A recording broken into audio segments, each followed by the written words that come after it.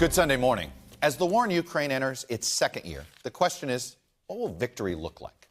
It's pretty clear no one involved, not the United States or our European allies, Ukraine or Russia, can afford for this war to be in the same place it is today, going into year 3, a year from now.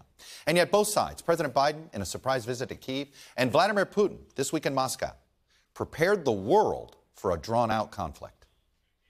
1 year into this war, Putin no longer doubts the strength of our coalition, but he still doubts our conviction. He doubts our staying power. But there should be no doubt. Our support for Ukraine will not waver. NATO will not be divided, and we will not tire. We decided to conduct a special military operation. Step by step, we will continue to resolve the objectives that are before us. They started the war, and we used the force in order to stop it. Now, Biden's visit to Ukraine was the first time in modern history that a sitting U.S. president has visited an active war zone without a U.S. military presence. And Biden has hitched his legacy to the success of this war. Can he afford for it to drag on into the year 2024 and the inevitable presidential campaign?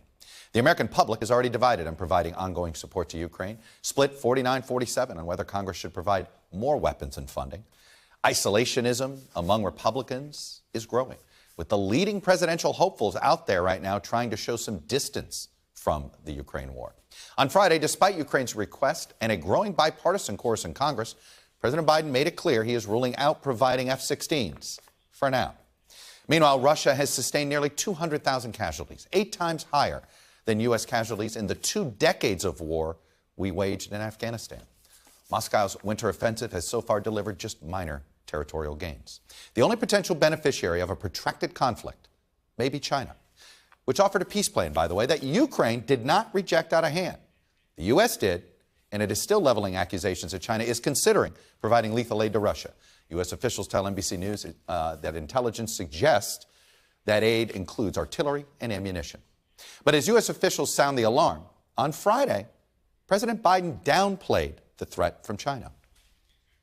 I don't anticipate, we haven't seen it yet, but I don't anticipate a major initiative on the part of China providing weaponry to